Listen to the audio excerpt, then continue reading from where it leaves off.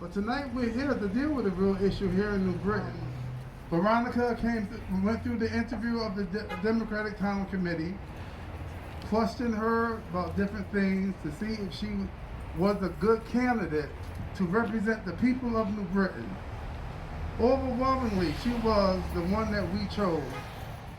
Manny Sanchez, who left that seat, also endorsed Veronica DeLandro.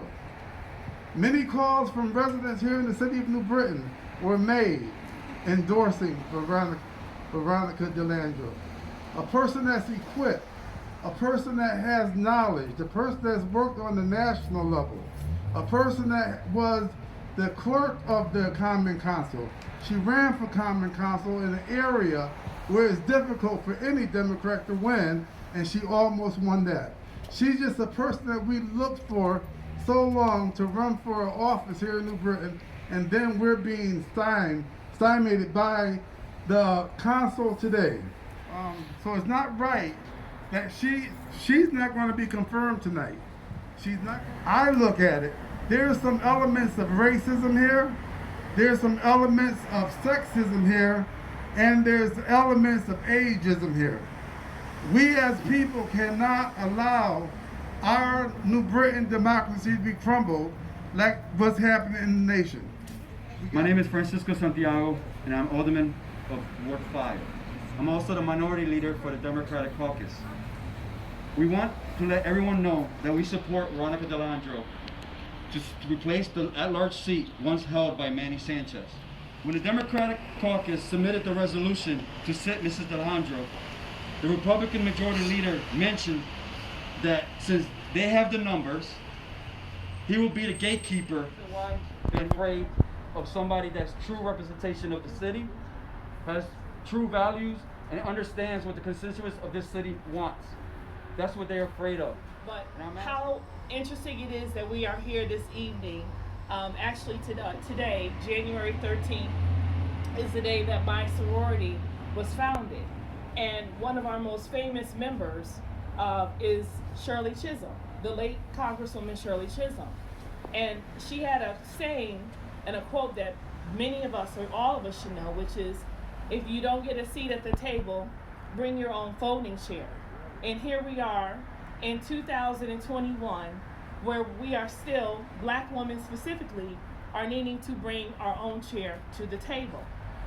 And Black women continue to be strong and powerful voting bloc, yet we still lack the representation in political spaces that affect and influence our community. We're often told when we pursue opportunities in public service that we need to wait, that it's not our time, or just flat out no. And from personal experience, I attribute this to lack of diversity and inclusion. So I'm going to take you a little trip down the memory lane in terms of how we got here. In November, I submitted my name for consideration to fill the vacancy on the Common Council after being encouraged to do so by the departing alderman, the now state representative Manny Sanchez, along with support of the Democratic Party, Democratic leaders, and those in the community, who spoke out in support of me filling the seat and believed in my ideas and commitment to advocating for the people of New Britain and would serve the community well. Now, I have ran for city council before in 2017, and while I didn't win, I was appointed by all 15 members of the council to serve as clerk of committees. My commitment to serve New Britain, even after losing the council seat in 2017, never deterred me from serving my community. Now here we are, so fast forward to December.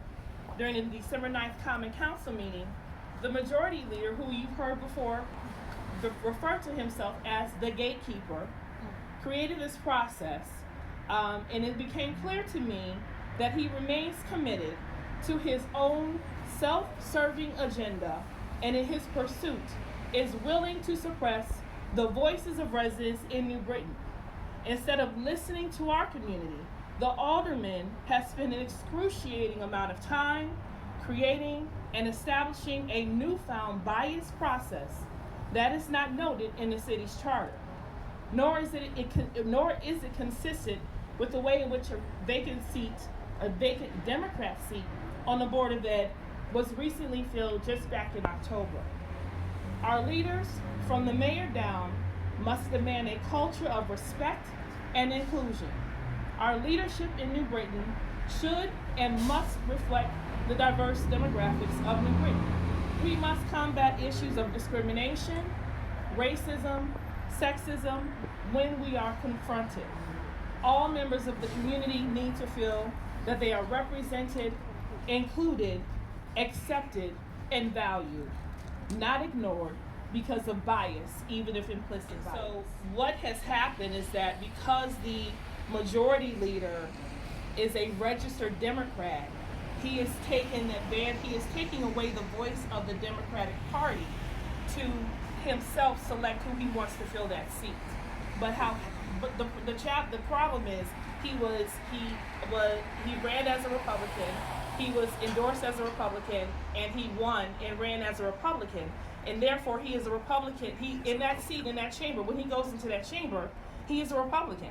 He can put the D next to his name all he wants to, but at the end of the day, he is representing the voice. He's voting as a Republican. The Columbus statue is a perfect example. The Civilian Review Board that died in the committee is another example of ways in which he is using his so-called power as majority leader to push forth agenda, and what they're doing now is using this as an opportunity to grow their voting base. So instead of it being an 8-7 with the Republicans having the majority, it'll now be 9-6. The NAACP of New Britain is planning on doing a CHRO complaint and have them look into the discrimination, and maybe there's some other action after that. There was no official process. There was a process that was made up to avoid me being put on the council. And even with the Democrats on the council, they were not brought into the conversation. It was a decision solely based on the Republicans because, as they said, they have the numbers. And I'm asking, maybe not today, but in November, we decide who really needs to be sitting in this council seat and who sits in the mayor's seat that truly represents this city. Thank you. We got to stand up and we got to set it right. Even if Veronica does not get the seat today, we have to fight, and at the next election, make sure we have people that's going to represent us, people that's going to listen to our voices and listen to what we want and vote in that manner. We need you, and you to make sure that to answer them.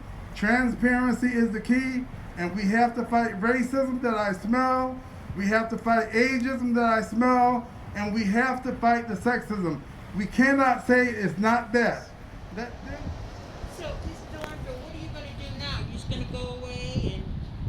Well, I'm not going anywhere. You're not going anywhere? I'm not going anywhere. They will hear me tonight on the call. They will hear me at the next council meeting. I will call into every council meeting, voicing my care and concern as a tax-paying resident, as I have this, and continue to call it out, whether good or bad or indifferent.